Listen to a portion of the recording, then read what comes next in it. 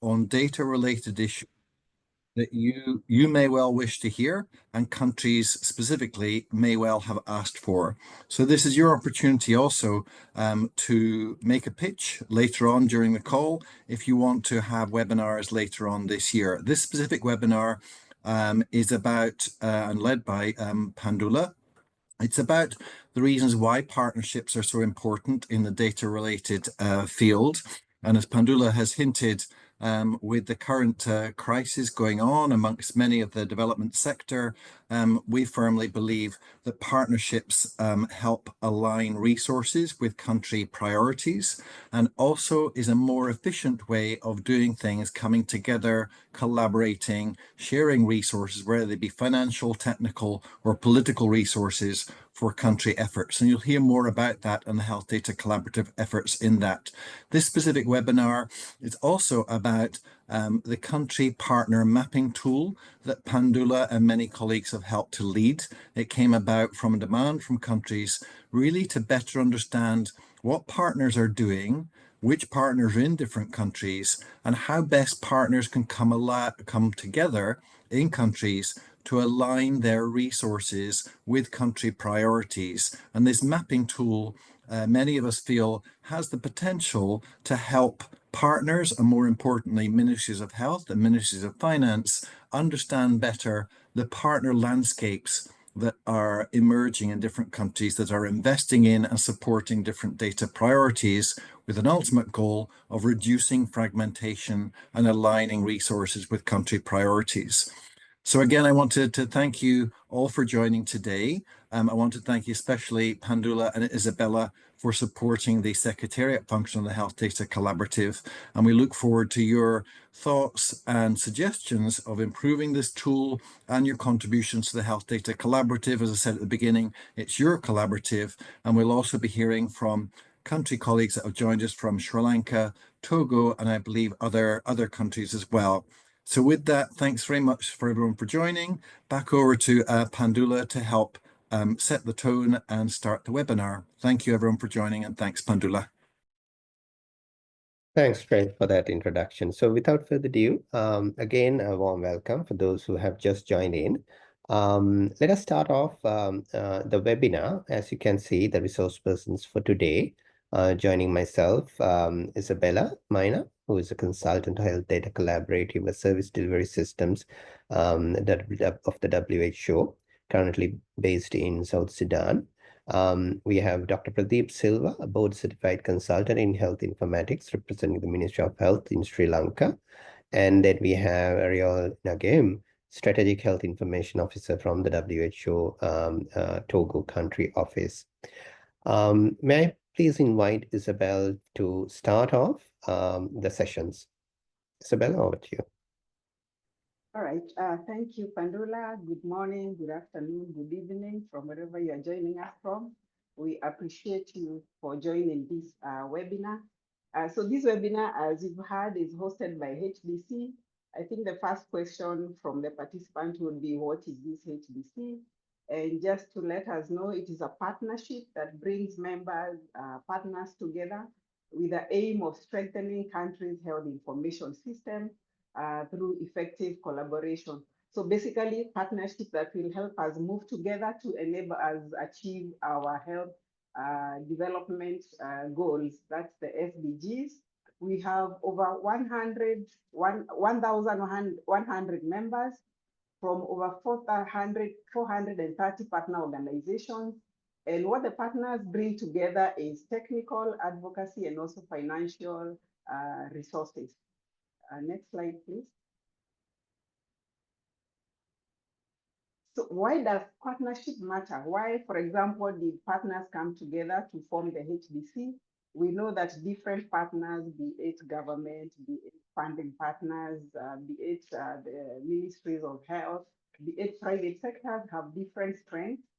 So we have this word cloud here that summarizes some of the strengths, funding, for example, technology, especially in the private sector, innovation, especially in the private sector, leadership, for example, from government colleagues, the ministries of health, ministries of statistics, and so forth, capacity strengthening, Other partners will bring in the strength of advocacy, infrastructure.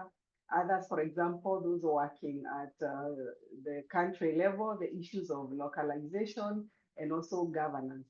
And we know that when these come together in building partnership, the result is that the diverse views of those partners are brought together, that they are able to encourage peer-to-peer learning, learning from each other. Those who are savvy with technology will enable the others to learn and so forth. Then leverage the resources, and we've seen in terms of HDC, the three kind of resources that we leverage from the partnership. That's financial, technical resources, and also advocacy. And then with that, we build common agenda. And our agenda in HDC, for example, is data and health information system. And the focus is to strengthen action at the country level, but then informed by the country needs. In this case, for HDC, the need for data and HIS based on what countries map in their country-specific plans. Next, please. So how does HDC work? We've seen that we have over 1,100 members, 430 organizations, drawn from three levels. That's the global level, the regional level, but also at the country level. Different types of stakeholders, that is countries, we have civil society organizations, and I believe in this webinar, we have participants from all these constituents. We have the private sector, we have global health initiatives, for example, the UNIT 2030. We have academia, universities, and we have donors and so forth.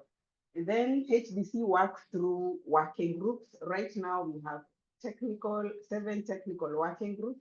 We have the digital health and interoperability. We have data and digital governance. We have routine health information systems, CRVS, GIS, community data, and another one that is more of community of practice called the logistics management information system. And the idea is to leverage strengths from the different stakeholders. Here we give the example of the participants in the data and digital governance working group. We have participation from all these organizations that you can see. For example, the CDC, PATH, Transform Health, and all the others, as you can see from these logos. And how the working groups work is they will work with countries. Countries will define their priorities, and later on, we'll have a presentation on how we engage the countries, ensuring that the priorities are coming from the countries that we work with. Currently, over 20, actually close to 30 countries currently. And then the working groups then will address the needs of those countries through alignment and resource mobilization. It could be technical support, it could be providing global goods to countries, for example, guidelines, also providing a platform through which countries share with each other, for example, peer-to-peer learning. And we have examples later on that. Next, please. So HDC, what is the experience so far? This partnership, what has it brought on board? One is that HDC has provided a consultative forum for all partners, and it's in the three levels. Partners at the global level, members at the regional level, and also at the country level. It has provided a platform for peer-to-peer learning, as we are doing today. More often than not, we also bring countries to share experiences through our meetings, for example, HDC annual stakeholders meeting, but also organized meetings between countries. Also collaborative development of global goods, for example, the data and digital governance working group has developed a health data governance framework just to guide countries to adapt such a framework accordingly and align it to their country context. Then also linking with the digital transformation, we know that we cannot separate data, health information system and digital, the digital transformation that is happening globally for purposes of efficiencies and so forth. And of course, setting up in-country partner coordination. That's our main aim actually, that for us to have better data for us to have a better health information system, for us to ensure that we have quality data to inform progress on health outcomes. Then we need coordinated efforts at the country level, and therefore HDC encourages and works with countries to ensure that there's better coordination, that the structures for data for data coordination at the country level are working. For example, the MNETWGs, some countries have HIS-TWGs, others have CRVS. Basically, the partnership structures for data and health information system. We do host advocacy events as HDC and also adopt agendas that are aligned to country needs. For purposes of this meeting, we focus more on mapping of country partners. As Craig has said in the beginning, basically is to look at who is doing what, where, in terms of investing in data and health information system, so that we have more aligned help in addressing the country needs. Next, please. So allow me to hand over to Pandula to take us more on these country partners mapping and where we are on that. Back to you, Pandula. Thank you. Thanks, Isabel. As Isabel quite elaborated on what HDC does in terms of partnerships. And the next phase of this session will be with regard to identifying partnerships that matter and how we have gone through that process. Some have worked, some haven't. But to share with you that process initially and then listen to our country colleagues in terms of what impact or how has it changed, if at all, the practice in country as we adapt these approaches. So I will take a step back and revisit the problem in a country setting as we exchange our views with the country officers as well as other partners who are established in those countries. One of the key problems that we again and again hear is that many of the partners as well as state agencies, but particularly the ministries of health, may not be aware who's doing what. There may be many partners in a country who are contributing to health information systems, data systems, digital health. But many of those activities happen in isolation. And unless there is a mechanism to share that knowledge or to proactively seek that information, then many of the countries or colleagues from ministries of health as well as from partners, officers, felt that they are not really aware of what the others are doing.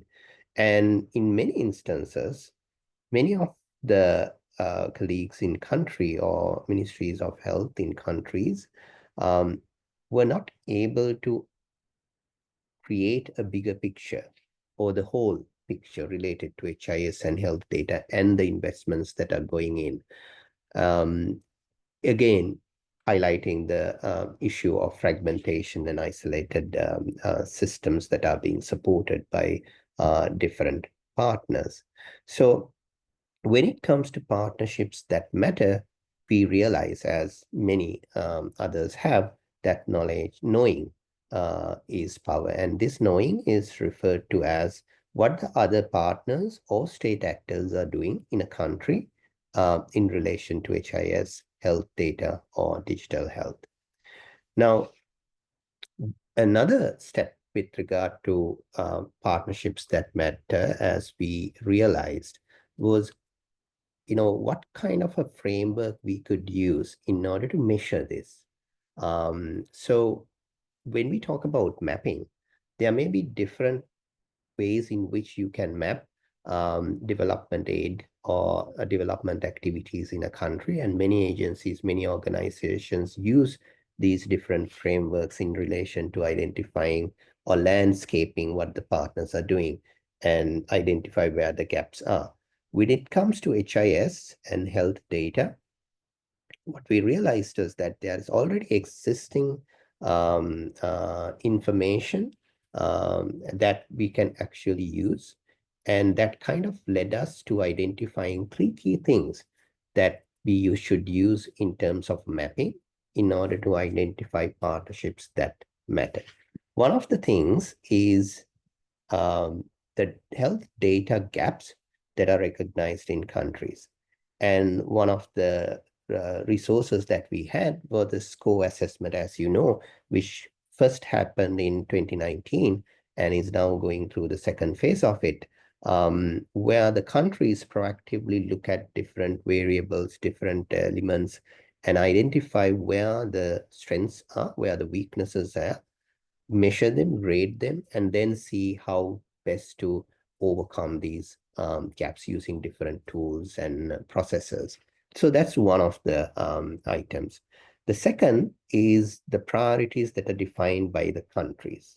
And many of the countries have undertaken different approaches to defining their data or HIS priorities. But in many instances, it's realized that these doesn't really become basis of decision making or strategic decision making, both in country as well as by partners at different levels. The third is actually the interventions by the partners. So when it comes to mapping, we realize that these are the 3 key variables, not to say that there aren't other variables or aspects that could be used in terms of mapping, but to the scope that we were aiming and what the countries were and the stakeholders were requesting, we realized these probably would be the 3 key things for us to start off with. Now, the next step again would be for any mapping activity, and specifically when we are talking about partnerships that are important or that are meaningful, we also need to find a framework that helps us look at each of these variables in a standard way, in a consistent way. Otherwise, we won't be able to map between these different elements. So we turn to the SCORE, as I said earlier. SCORE is an assessment that, as I said, happened now twice. The second round has been, the second round has also been done. Many of the countries have submitted that data, and those data is being reviewed. So SCORE, as you know, has 5 key areas: the survey, count, optimize, and so on. And each of these areas kind of breaks into multiple different elements. For example, the survey has 3 key elements in its original version: system of regular population-based health surveys, surveillance of public health threats, and regular population census. So similarly, there are multiple elements in other SCORE areas as well. So what we did was to bring all these elements together to create a matrix of SCORE elements that will help us to classify each of those variables that I mentioned there. In addition, we also adopted keywords that would help us go into more granularity when it comes to different interventions or the priorities that the countries define, so that we can be more, that information gathered would be more useful for partners as well as for the countries. So what does this mean? What's the value add of this kind of a mapping exercise or any type of a mapping exercise? So what you see here is a hypothetical scenario where you see the SCORE elements that we have used, S1 to E3. For the time being, we'll forget the definitions or the names related to each of these SCORE elements, but this is a hypothetical scenario for us to demonstrate. You see that there are gaps in relation to, for example, elements O1 and E3. You see priorities the countries have defined in relation to different other SCORE elements, and then you see the interventions by partners in relation to certain other. What we see now here, in one instance, there is a gap, there are priorities, but there are no interventions by partners. So there's an opportunity that partners can intervene and support a particular country. In some instances, you may see a partner investment happening, but that happens without taking into account the gaps nor the priorities, which essentially then allows any partner or a collaborative to look at it and say, okay, are we really investing in the right place? Then in some instances, you may find that there is a gap recognized, for example, through the score assessment, but there are no priorities defined in that particular area. This may be context specific, but that also allows internal discussion within ministries of health or any other state agency and among partners. Can we kind of relook at our priorities, or can this be used as a way of defining priorities and so on? Then in other instances, you might see priorities defined, but then again, unmet priorities, which creates opportunities for the partners to collaborate and support. So this is the value add that it would bring when such a mapping exercise is undertaken. Now, any mapping process happens in isolation may not really serve much purpose, because you can map, you can document, you can publish, and that will remain in the web or in some other place, but it may not really actually be used in terms of action. And that is where the partnerships that matter really take place.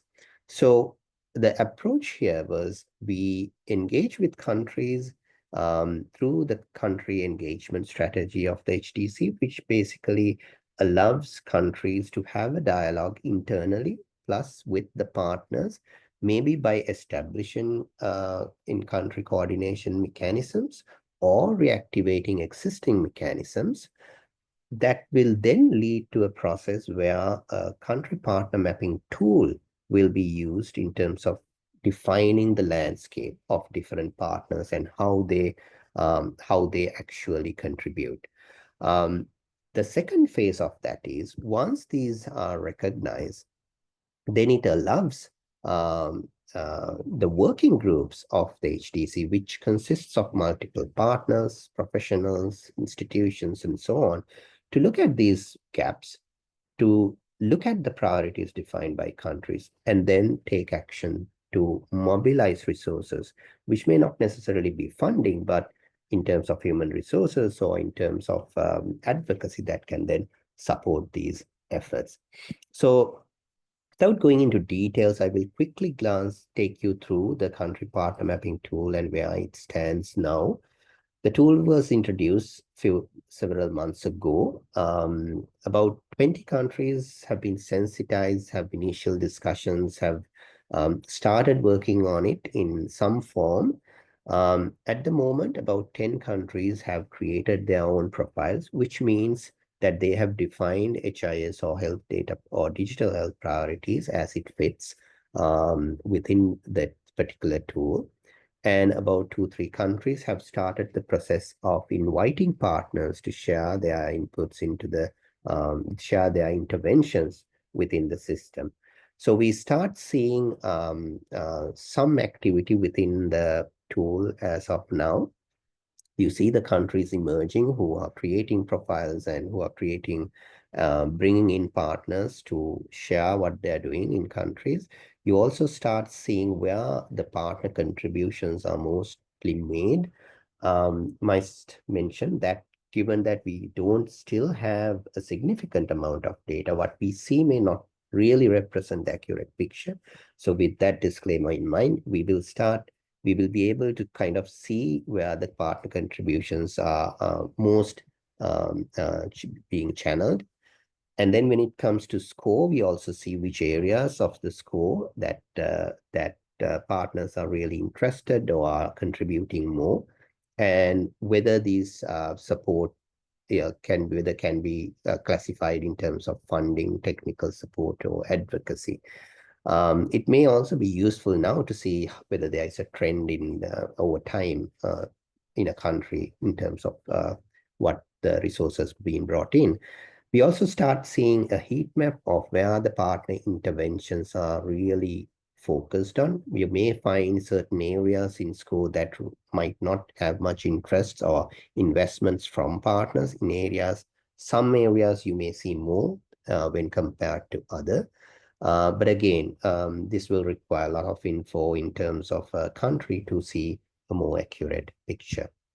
So from a country perspective, similar to the hypothetical graph that I showed you, we start seeing where the different partners, for example, this is in Sri Lanka, where the different partners are investing in, This may be funds, this may be human resources, technical expertise, or it may be in relation to advocacy. And you can see where in the score elements that these investments are, and you can also see where the investments may not be going. So superimposing this with the country priorities, with the love countries, to see are we in the right track and whether those partnerships really matter in that context. Again, in Nepal, something similar. You can see how the partners are contributing into different areas. And then this is another example of what countries and partners could gain. For example, to see which partners supporting in the Zero region to supporting the DHIS2, and you can see multiple partners engaging in it, which essentially allows both partners as well as countries to seek further collaboration, seeing that some of the partners are supporting similar projects in different countries would also allow other countries to reach out, partners to reach out to other partners, as well as to build more effective collaborations. So that's a little bit about our experience from the HDC Secretariat's point of view, and the tool that actually kind of we deployed and adopted by countries. It's not has been all smooth sailing, I must say. There are different perspectives into how this approach or mapping exercise, let alone the tool, need to be adapted. It requires multiple deliberations, both within the Ministries of Health and other state agencies, as well as among partners. Because what we tried to achieve was to create this culture of sharing information. And to an extent, we have been able to succeed in some of the countries. So without further ado, may I please invite Dr. Pradeep Silva, who's a health informatics consultant in health informatics from the Ministry of Health, Sri Lanka, to share the Sri Lanka's experience. Pradeep, over to you. Thank you, Pandula. Thanks, Craig, and everybody. Good afternoon, good evening, good morning to everybody. With regard to this creating partner collaboration and meaningful partnerships, and also trying to align what the country needs for health information and digital health, to align those with the partners' activities. What we thought at the country level was to create a partner collaboration mechanism. This was initiated with the Health Data Collaborative Initiatives, as well as the Ministry of Health and supported by WHO. So what we initially thought was okay, not to have big expectations, but kind of support what mechanisms are which are already there, like your partners who are engaged in different investments in terms of digital health as well as health information. They do have a certain collaboration even as we speak with the Ministry of Health. But overall, what Dr. Pandul also pointed out is some of these partners do not have the bigger picture as to what happens and the strategies of the policies of the Ministry of Health. So this alignment is crucial in terms of getting the benefits to the public or the healthcare sector. So initially, our objective was to enlighten or express the Ministry of Health policies and strategies to the partners. Tell them this is our direction. What are the thinking behind for the next 5 to 10 years, and the short term as well. So that's kind of the opening up what the ministry thinks about implementing different health information systems, digitalization of the information systems, including innovations, like incorporating AI and so on. So that kind of giving a view of that, and then of course have a stock of what currently these partners are doing within Sri Lanka. So different partners are engaged in different activities. We found out like so many activities have happened. Some of them which we are also unaware of, and in terms of the extent as to what is happening. So who does what, when, and to what extent, and what's the future of those activities? How can we link them to others? What's the next objective? So in identifying these objectives, we also wanted to identify how these partners can collaborate with each other in terms of speaking and getting them into one forum. Because all these conversations in the earlier days have come, kind of been happening in their own quarters. So what we want to do was, okay, get them together in terms of common objective, health information and digital health, and then talk about activities, further activities, and the collaboration as well. We also wanted to advocate the data governance aspects, which is crucial in the current age. Aspects of data sharing, different legislation that is required, different legislation that is already in place, and our commitment to those instruments, how we can adapt them and also leverage the benefits that they define. So all in all, this was the mechanism that we wanted to achieve in terms of aligning the partner activities to the digital health and the data health information activities of the Ministry of Health of Sri Lanka. Next slide, please. So let me talk a little bit about the priorities for data and health information systems and digital health for Sri Lanka. So we've kind of now shifted from the thinking pattern of institutional-based health records, institutional-based information systems to patient-centric patient portals and patient health information systems, where the portability of these information is carried along with the patient. So in terms of that, the Sri Lankan government and also the health ministry itself has embarked upon on a journey to create a national digital health platform. This platform, as you can see above, which is is defined in the blueprint for digitalization for Sri Lanka. And that carries the architectural diagrams.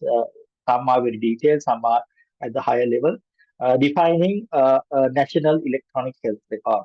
National electronic health record is our vision, maybe in the next couple of years to come, where a shareable health record for each and every citizen is created at the central level, which carries the health information from birth to death.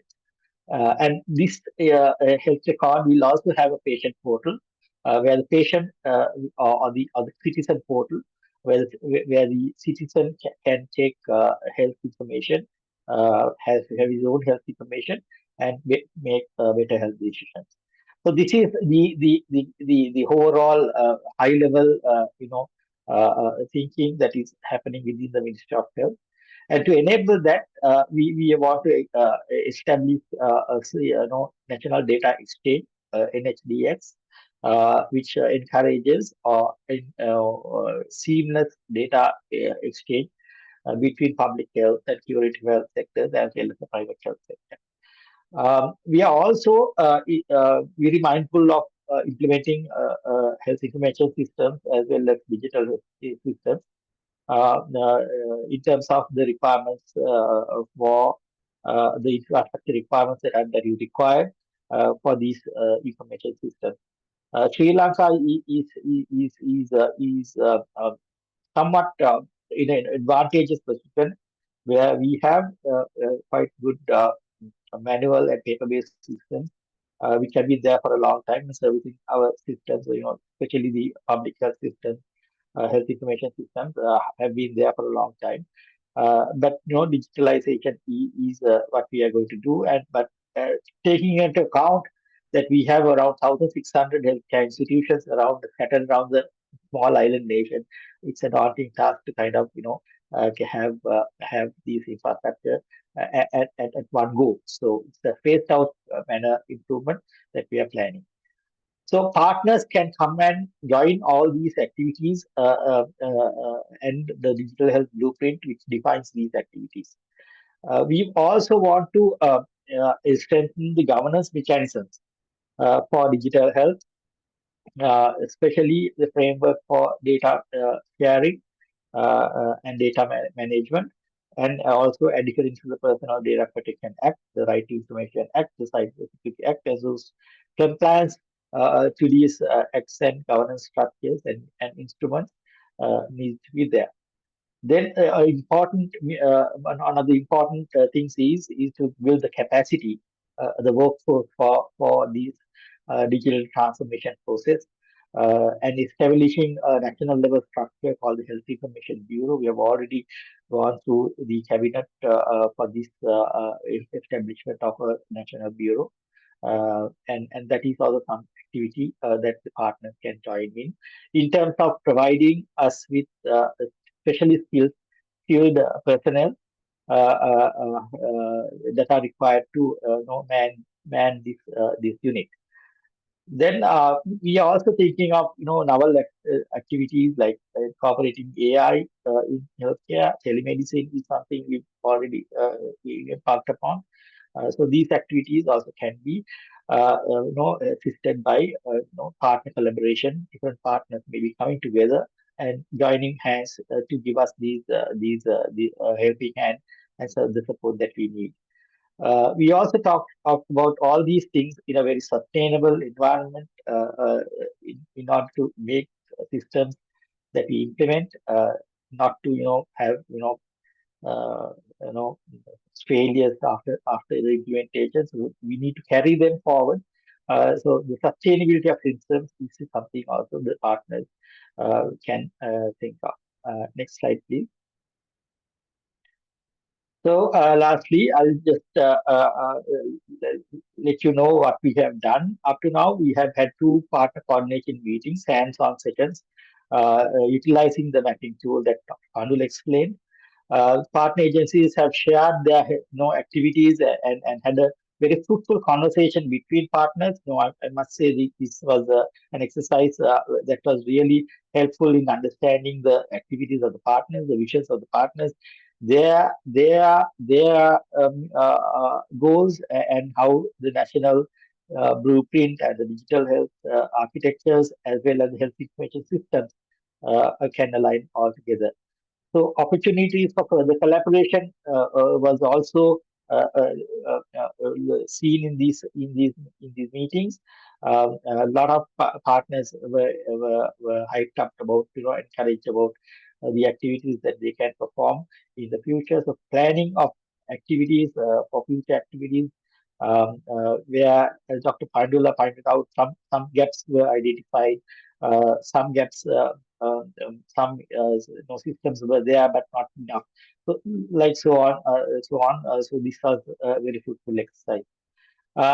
Now we have come to a very crucial stage in Sri Lanka. We are planning the next stage for the national health policies. So we are planning for the 2026-2035 10-year national health strategy plan. So this was one of the key things I think that was very fruitful in terms of the partners that were engaged in. We took their views, we took the collaborative efforts and now we are trying to incorporate these into the upcoming national health strategy plan in terms of health data information and digital health.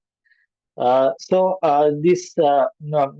in all, I must say this has led to the culture of sharing information and seeking opportunities where they can perform and with the support with the collaboration involved. So this kind of mechanism along with the tool will help us kind of visualize what is happening. So this is our experience I wanted to share, and I thank you for giving the opportunity for me to share this. Thank you. Thanks, Pradeep. Thank you so much. Shall we also have Ariel? Are you there? Yes, yes, I'm there. Hi. The floor is over to Hi. you. Please, Yes. I don't know whether you have any slides. Do you want to share from your end or? Yes, I have some slides. Okay, Sorry for so the delay. I have a very, very big technical issue okay, in here so I today. think you should be able to share. Just double check whether you can do that.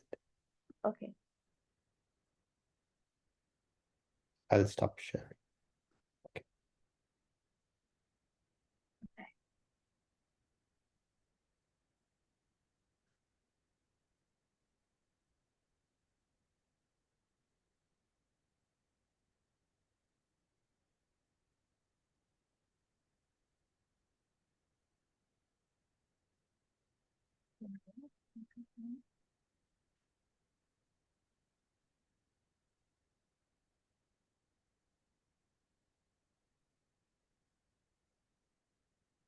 Isabel, are you sharing or?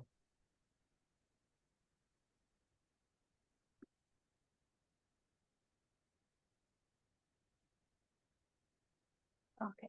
I think it's good. Okay. Okay. Thank you very much.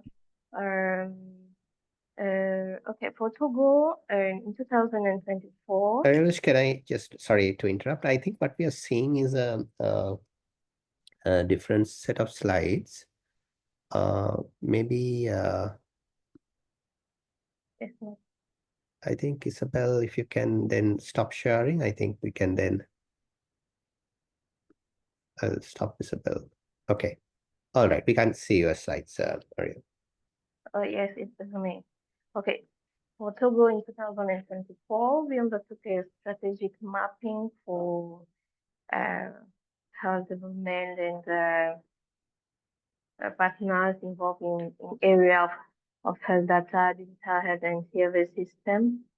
So the initiative was to coordinate already, as you already said, all the partners, all the intervention to avoid duplication, and then the mapping was aimed just for us in Togo to develop a centralized mapping and also to categorize intervention for the national strategic document that is already here and for the upcoming national digital health strategy. Then the Ministry of Health and Public Hygiene was the lead of this exercise, and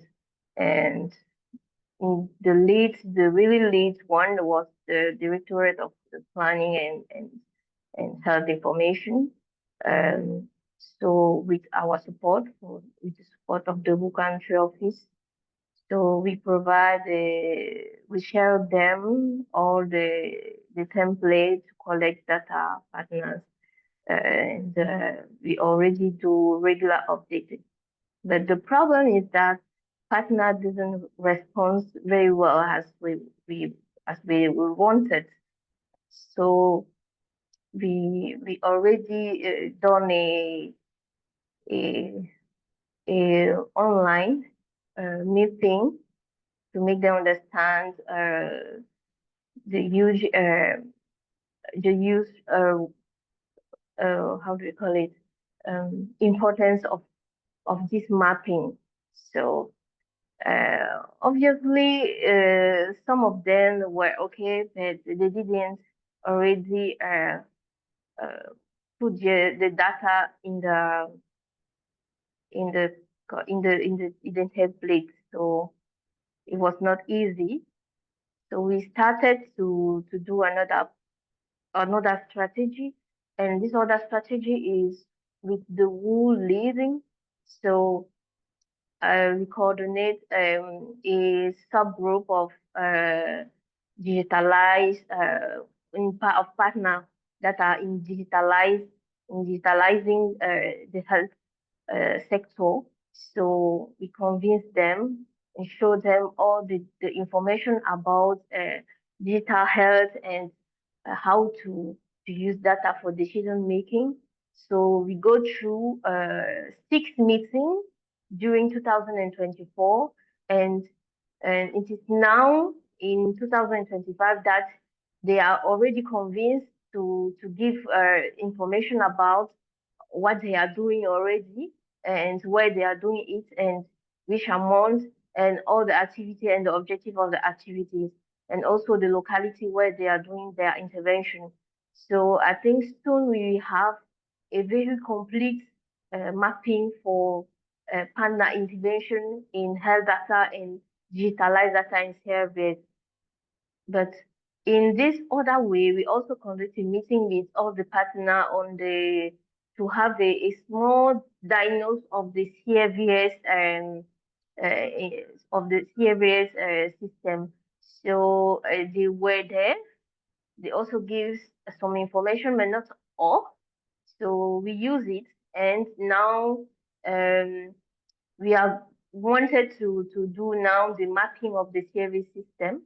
And in the other way, the digital national strategy also on the ongoing process, and also the implementation of RCD 11 with NCUD and DORIS is also planned for 2025.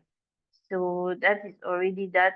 So we learned that the leadership of the government is very essential, but using partner meeting is for Togo was a huge way to go through this challenge of confidence on the data. And we also tell them that we will be sharing the mapping results, so they will be aware of what and can already use it to coordinate or to harmonize all the intervention for the partners. So that is all I have to go now.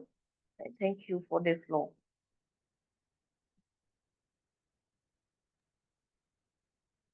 Thank you very much, Ariel, for the brief on what Togo has experienced. It's interesting to know how different countries probably adopted its own mechanisms in terms of how partners are engaged and the outcomes of those. With that, may I please invite Craig again to take the floor to moderate the discussion.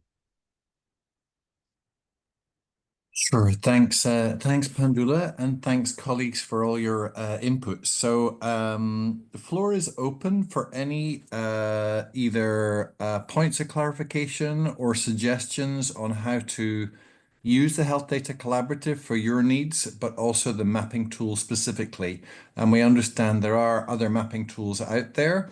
We want to collaborate with others as much as possible, but value your suggestions. So the floor is open, and please raise your hand or feel free to chip in. I don't see any hands up just now, but I'm just looking at the chat.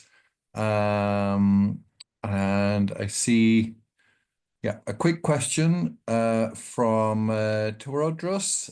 Sorry for the pronunciation, to Pradeep.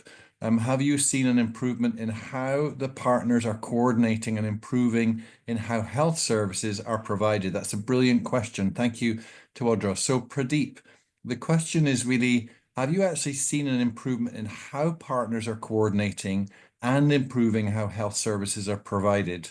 Thank you, Pradeep. If you want to take that one, and I'll collect some others. Thanks, Pradeep. Over to you.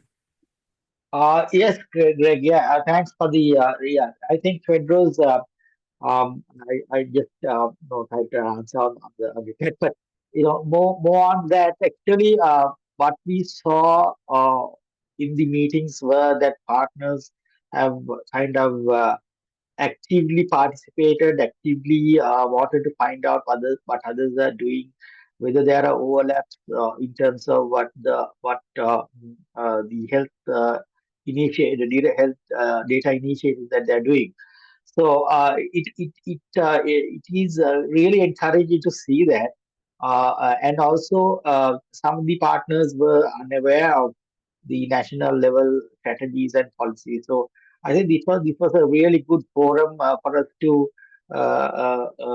kind of dish out and say, okay, this is what we are doing. Are there any suggestions? What are your observations in terms of what work you do in other countries, and so on? And this also, it was a very fruitful conversation. We had 2 meetings, and I think going back to their offices and going back to their activities, I think they took something with them. So in terms of whether we have achieved health improvements, these are early days. I mean, but uh, uh, as opposed to the mechanism that we had earlier in the ministry, where each and every partner comes and does their own thing with different units. This is as opposed to that. This has kind of given us quite a better hope in terms of aligning the strategies and policies. I hope that answers the question. Thanks, Pradeep. Thanks for that. So I see that Sarah Hollis has her hand up. Sarah, do you want to go next? Thank you. Hi, everyone. My name is Sarah Hollis. I'm the Health Information Team Lead at the Nairobi Emergency Hub, which is covering East and South Africa. I haven't joined this forum in quite a while, so it's great to see everyone and see also some familiar faces. My question is somewhat related actually to Leonard Cosmos's question in the chat. I had a question for the Togo team on which partners were involved in the mapping exercise, and also what was the rough resource investment required for that. We're doing a lot of work on multi-country pandemic fund projects and a lot of things about multi-country cross-border surveillance. So we're trying to see how it would be possible to do such mapping exercises for a bundle of countries in the sub-region. So just trying to think through what the costs and time allocation would be required for that, and happy for your feedback. Thanks. Thanks, Sarah. So Togo colleagues, do you want to take that question from Sarah? Thank you. Yes, thank you very much, Sarah, for the question. So the partners are not yet involved, but not totally now, but they are already going to be involved, and through we involve them through the how do we call it, the term, we have some term meeting with all the partners involved in health sector. So at that meeting, that meeting was in February. So at that meeting, we involved them in the process, and we convinced them to be involved in this mapping in April. So I think normally in June we can have something very clear in the mapping tool.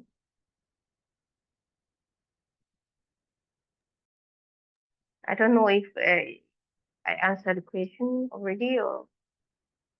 Great, thank you, Sarah. Was that okay for you? I think you got some, and it'd be. I mean, Sarah, if you have experiences to share as well from the emerging emergency hub, it would be great. I mean, whether I know sometimes each program is mapping its own partners, and what we're trying to do is share experiences. But Sarah, do you have any experiences to share from the emergency hub on how you are mapping partners, or indeed using them for your own needs? Sarah, thank you. Yeah, that's a great question. I think it's one of the challenges that we face, or an opportunity we have ahead, rather, to see how to do it better. There's been a number of partner forums that have been set up for COVID and then somewhat dismantled, and set up again for Mpox and somewhat dismantled. So we're trying to see how we can do a mapping of sorts to see who all to involve, and then have technical working groups for surveillance, case management, the normal pillars of response. So for something like this, I was very interested to see that obviously the public health surveillance component is included, which is great. And how can we avoid also creating more silos by just having emergency response actors and instead involve them with the broader cross-cutting routine surveillance health information systems. So that's something we're trying to approach from the hub. It's still in its nascent phase, but we'll keep you updated and probably come back for more questions. Thanks. Great. Thanks, Sarah. Thanks. Gandar Joel, do you want to go next? Thank you. Thank you. Good morning, everybody. Thank you for the presentation. Gandar Joel from the Ministry of Public Health, Cameroon, in charge of health information and international health regulation. I had a few questions pertaining to the tool that was presented.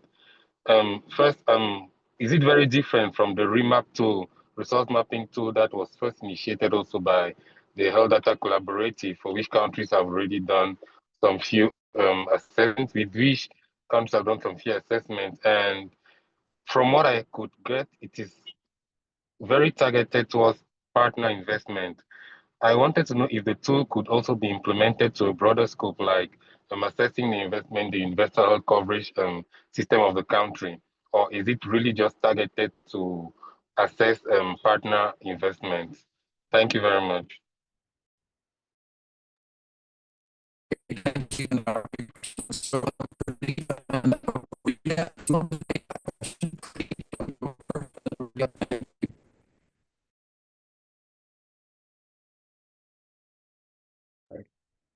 Craig, I'm not sure whether it's my connection, but we lost you for a while. Oh, sorry. I was just thanking for the question, Gandar, and just handing over to Pradeep or Aurelia if they want to answer the question that Gandar asked about the potential overlap. Pradeep, are you there? I think, Okay. yeah, I'm here. I think Pandula would be a better person to answer that. Yeah. Okay, Pradeep, thanks. I guess I think I put it in the chat also with regard to the remap. It's different because the country partner mapping tool itself focus on HIS and health data, some digital interventions as well. And I think the remap is more focused on health securities and resource gaps. So it's more, I would say it's more of a granular level mapping that happens with a different focus. Whereas in the HDC country partner mapping, our attempt along with the ministries of health, what we wanted to do was to at a higher level to see where the impactful partnerships may already exist or where there is opportunities to create such partnerships. And that's, I think, is where the two conceptually the two mapping tools probably differ. And I think there was again another question as to, what's the resource requirement to implement it? I would say almost nothing, because so far up to now, the whole mapping process in different countries have been done either led by the country office or initiated by the ministries of health, with no specific funding line or budget line allocated to any of those. So, and also the development of the tool is kind of testament to the collaborative or partnership efforts of the HDC, where different institutes have supported in its creation, in-kind contributions and so on and so forth. So the effort itself doesn't take that much of a resources or time out of partners or even the ministries of health. But the process that leads to that update or actual mapping will make use of coordination mechanisms or in-country meetings with partners. But the updating of the tool, probably in the Sri Lankan context, is about an hour's work, and sometimes that can be done online as well. So resource requirement in this instance are very minimal. I hope that answers the question. Thanks, Pandule. I wonder whether, and just for your information, we are hoping to implement the partner mapping tool in up to 20 countries in the coming few months and share examples with that, which hopefully will go on the revamped HDC website as well. But I wonder whether the Togo team, whether you had any reflections to that question. Otherwise, I'll wrap up and ask Anne to ask her final question. Togo team, do you have any response? If not, No response yet. okay. Thank you. Thanks very much. Anne, do you want to, Anne, I think you might have the final question. Anne Shu, thanks. Thank you. Thank you very much. My name is Anh Chu and I'm coordinating the work on health information system strengthening in WHO HQ, and I'm leading the work on SCORE. So just two comments. One is, this is great to see country taking it up. It's a lion's share of a lot of work to do this mapping, but it's just highlight the importance of the role of the Ministry of Health in taking this leadership. And I think that also affects a lot in how it costs. You shouldn't see it as a costing, as something that have to invest in for the mapping exercise, but it's an initial step to get an alignment of costing for the health information system. And I think it's also good that they use SCORE, because one of the major and cross-cutting chunk of the SCORE is a lot of it is about the system of the health information system, which require the leadership of the Ministry of Health. And the coordination from the ministry itself in terms of partner support and investment. So kudos to the team, if we can pick this up. And then my next comment and also question that to leave, and I think this have to be continuous, is that we are now in all the country have participated in the SCORE assessment round 2. 41 countries in Afro, the entire, all the country in CROs are participating in this. So there are lots of new questions, but as well as it's different structure now in terms of how we look at the system for health information as the core part and the cross-cutting. So how would that, how we're going to bring the new finding from the SCORE into this exercise, link with the priorities of the health information system and the national strategy. I think with the funding cuts, it's really, really important to look into the prioritizations and how health information and data can support the prioritization of the national health sector plan and the use of the data for monitoring it. So it's something to I think to leave it needs some more time, but it's for country to pick it up, and I think it's time to think about it now. Thank you. Thanks, Anne. And thanks everyone for joining. So I just want to reiterate Anne's final question, and it's really pointing us back in the direction of not only making sure that this process is part of the SCORE process, which it is, but as countries implement and plan and look at their own budgeting and planning cycles, this is a potential tool along with SCORE or part of SCORE that could really help countries look at the partner environment, look at investments when they're reviewing SCORE and looking at really making sure it's part of their processes as well. So with that, I want to thank everyone for joining. Again, I want to reiterate the Health Data Collaborative is your collaborative. It's whatever you make of it. We value your suggestions on improving. We value your suggestions on improving this tool specifically and sharing as part of the Health Data Collaborative review.